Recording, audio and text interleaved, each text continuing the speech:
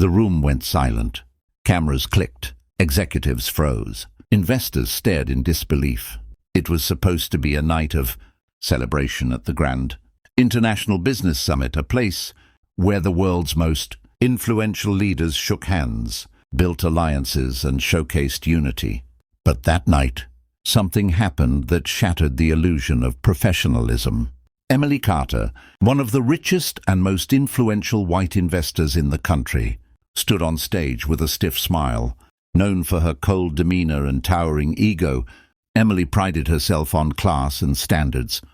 And then there was Jonathan Reed, the youngest black billionaire CEO in American history. A man whose rise from poverty to global power inspired millions. Calm, humble, brilliant. The moment he stepped on stage, the entire hall erupted into applause. Jonathan approached with a warm smile, extending his hand like every award recipient before him. A simple handshake, a gesture of respect. Emily looked at his hand, paused, and stepped back. Her nose curled, her chin lifted, like she'd just been offered something filthy. Then, leaning into the microphone, she said clearly, "I don't shake hands with people like you." The air was sucked out of the room. You could hear hearts drop. You could feel the anger boiling. Executives exchanged shocked glances. Cameras flashed rapidly, desperate to capture the moment. Jonathan stood there for a second, letting the insult wash over him. He didn't flinch. He didn't show anger. Instead, he gently lowered his hand and gave her a small, polite smile, a smile that somehow carried more dignity than anything Emily had displayed that night. Then he walked to the podium with the grace of a man who refused to be dragged down by hatred. Little did she know that single act of disrespect would destroy her empire within 24 hours. Because Jonathan Reed wasn't just another CEO. Behind his calm eyes and humble demeanor was a level of power that Emily Carter couldn't even imagine. His tech empire, Reed Tech, was quietly the backbone of dozens of major companies, and through various private funds and partner groups, Jonathan held silent control over more than 40% of the investors who kept Emily's empire standing. He never flaunted it. He never used it to intimidate anyone. He believed in partnerships, not domination. But disrespect, public, humiliating, and rooted in prejudice, was something he couldn't ignore. That night, as Emily celebrated her victory, convinced that she had put Jonathan in his place, social media exploded with outrage. People from around the world condemned her behavior. Clips of the moment were replayed millions of times. Behind closed doors, Jonathan made one quiet phone call. No shouting, no threats. Just a calm instruction to his global investment team.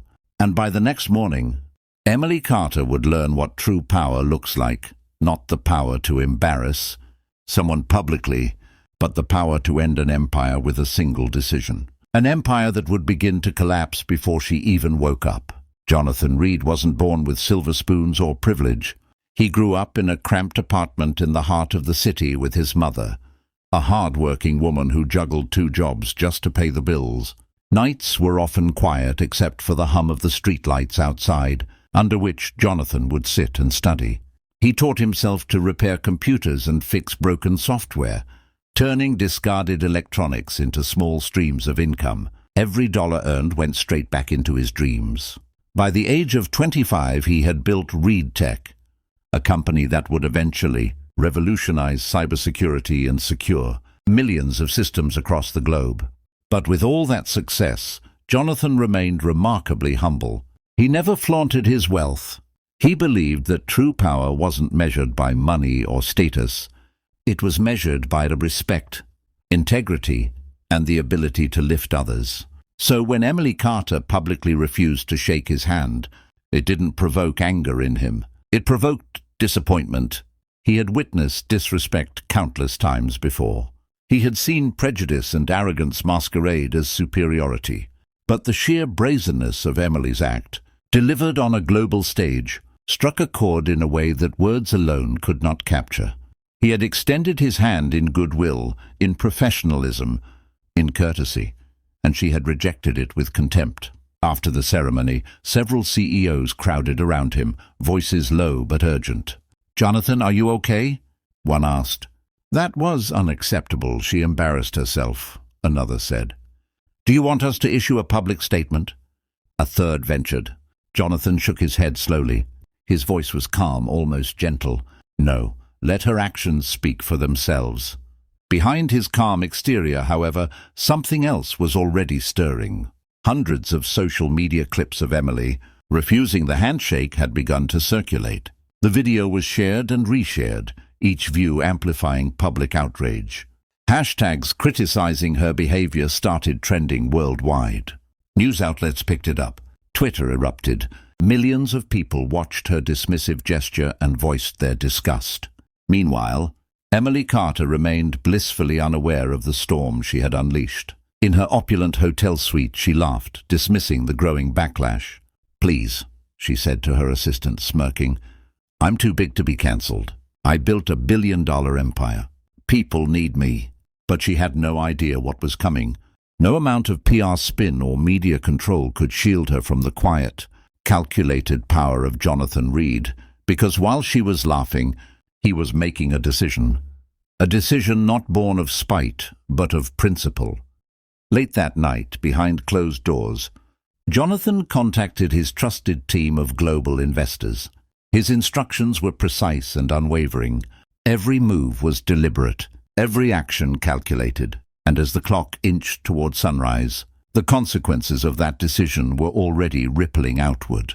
By morning, Emily Carter would awake to a reality she could never have imagined, a reality where her empire, built on arrogance and entitlement, would face the full force of the financial world, and she would learn that respect, or the lack of it, has consequences far beyond personal insult, because Jonathan Reed wasn't just a CEO. He was a man whose influence stretched far beyond appearances, and he was about to show the world what true power looks like.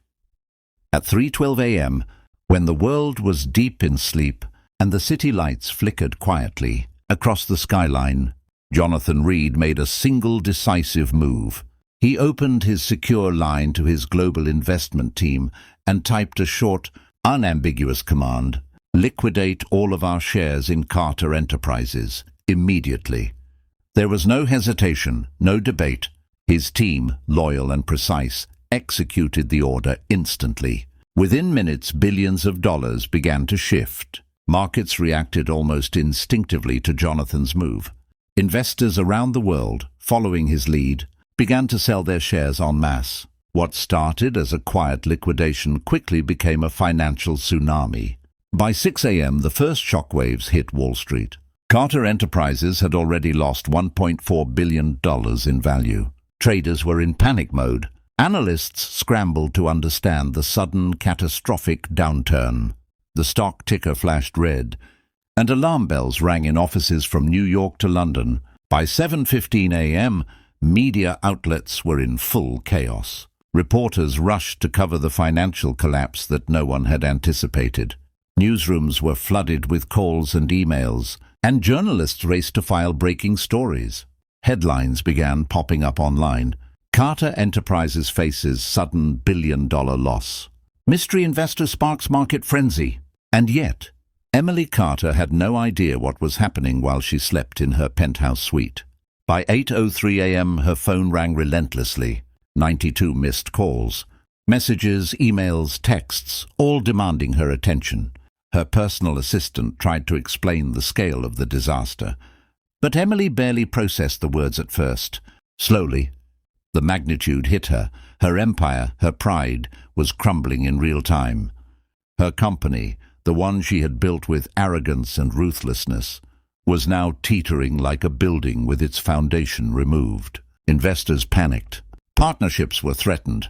Employees began drafting resignation letters as the first tremors of financial instability spread. By 10 a.m., the world knew the full story. Forbes released a headline that would haunt Emily for years. 2.4 billion vanishes. Overnight, Carter Enterprises on the brink of collapse. Emergency meetings were demanded by the board. Investors called in shouting, demanding explanations. The PR team scrambled for a statement. Lawyers were contacted. Employees whispered nervously in corridors. The empire Emily had trusted to be untouchable was collapsing faster than she could comprehend. Emily, desperate and furious, screamed at her assistant. "Who did this? Who started it?" The assistant, trembling, whispered the truth. "Ma'am, it started after last night's incident. Jonathan Reed pulled out all his investments." Emily froze, her face drained of color. For the first time in decades, she felt small, powerless, vulnerable. Her arrogance, her sense of superiority, had blinded her to the reality of those around her. The one man she had publicly humiliated was now the force, dismantling everything she had built. And in that instant, she realized something terrifying. Jonathan Reed didn't need to yell. He didn't need to threaten. One quiet decision, made in the dead of night, had shaken the very foundations of her world. It was a lesson she would never forget. By noon, Emily Carter realized she had no choice. Her empire was crumbling around her. Billion-dollar losses, investors demanding answers, employees quitting, the world watching. The carefully constructed walls of her confidence had collapsed, and for the first time, she felt the raw weight of humility. She made her way to the towering headquarters of Reed Tech. The building itself seemed to loom over her, glass and steel reflecting the sun like a mirror she did not want to face. Outside, reporters shouted questions she couldn't answer. Cameras flashed relentlessly, and investors stormed the gates in frustration. Inside, the lobby was quiet but tense. Security glanced at her with suspicion, but she was escorted up to the executive floors. As she walked past the sleek offices, she could hear whispers of her downfall, conversations about the overnight collapse, the headlines, the hashtags. Finally, she reached Jonathan's office. The doors slid open silently.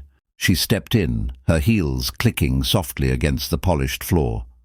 Jonathan looked up from his desk, calm, collected, as serene as the ocean before a storm. Emily's voice trembled as she spoke. "Jonathan." "I'm here to apologize," she said softly. "I made a mistake. I spoke without thinking. Please stop the collapse. My company is dying." Jonathan didn't respond immediately. He put down his pen and regarded her with quiet patience. His calm was not cold, it was measured, almost compassionate. "Emily," he said gently, "you didn't just refuse a handshake. You sent a message to millions of people watching. Millions who were listening, learning, and being affected by your words." Emily swallowed hard. The weight of her actions pressed down on her chest. "I know," she whispered. "Please forgive me." Jonathan leaned back slightly, studying her, his expression unreadable. "Forgiveness isn't the issue," he said firmly, but without anger. "The world saw what you think of people who look like me. You embarrassed yourself, not me, but repairing the damage isn't my job." Tears gathered in Emily's eyes. She blinked rapidly, the first real cracks appearing in her polished facade. "What do you want me to do?" she asked in a near whisper, the words heavy with shame. Jonathan tapped a file sitting on his desk. "This," he said simply. "A public apology. Heartfelt, honest. Not for me, but for every young black person who saw your disrespect and felt small. You have a chance to teach, to take responsibility, and to show the world that respect matters more than ego or power." Emily took the document in trembling hands. She read it carefully, line by line. Every word struck her with clarity. This was more than a statement. It was a mirror reflecting her arrogance, a lesson in humility she could no longer avoid. Her shoulders slumped. Her voice was barely audible. I'll do it," she said slowly, nodding. A wave of emotion washed over her. Fear, shame, and finally, determination. She realized this was her only path forward. Jonathan leaned back in his chair, calm as ever, and returned to his work. Emily left his office, carrying not only the document but the weight of accountability. She knew that the world would watch her next move, and she understood that true leadership isn't about wealth or power. It's about courage, respect, and honesty. In that moment, Emily Carter understood the most valuable lesson of her life. You can build billions of dollars, but if you lose respect and humanity, you can lose everything in an instant. That same evening, the world held its breath. Cameras flashed, microphones hovered, and reporters crowded the stage outside Carter Enterprises headquarters. Inside, Emily Carter stood alone, her high heels clicking on the polished floor, her hands trembling as she gripped the notes in front of her. Her eyes were red from hours of stress and sleepless nights. Her empire, once untouchable, had been reduced to headlines, hashtags, and public outrage. She inhaled deeply and faced the cameras, forcing her voice to steady, even though it quivered with emotion. "I want to sincerely apologize for my disrespectful behavior at the business summit," she said, every word deliberate, every syllable heavy with remorse. "My words were hurtful, wrong, and unacceptable." Jonathan Reed showed more dignity in silence than I did with my voice. "I vow to learn, to grow, and to treat every individual with the respect they deserve." The effect was immediate. The apology, raw and honest, resonated with millions across the globe. Clips of the video flooded social media. People shared it not because it was shocking, but because it was genuine. Commenters praised the humility she showed, the rare courage of acknowledging wrongdoing publicly. Slowly, the tide began to turn. Meanwhile, in the towering offices of Reed Tech, Jonathan watched the broadcast from his sleek corner office. His calm expression betrayed nothing, but inside, a small sense of satisfaction warmed him, not from revenge, but from seeing a lesson take root. He turned to his team and said simply, "Begin reinvesting." Orders were executed with precision. Within hours, markets began to stabilize. Carter Enterprises, though bruised, began to recover. Investors' confidence returned, and employees, once nervous and fearful, regained hope. A company that had teetered on the edge of collapse was now standing again, not because of blind luck, but because of respect, accountability, and decisive leadership. Late that night, Jonathan left the office, the city lights glittering below like stars fallen to earth. A reporter, persistent as ever, followed him. "Why did you save the company after what she did?" she asked, expecting perhaps anger or vindictiveness.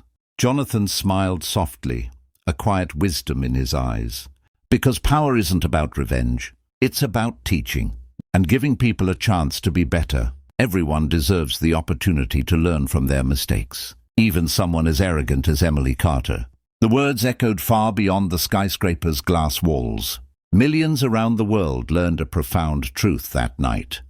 Respect costs nothing, but losing it can cost everything. For Emily Carter, the lesson was life-altering.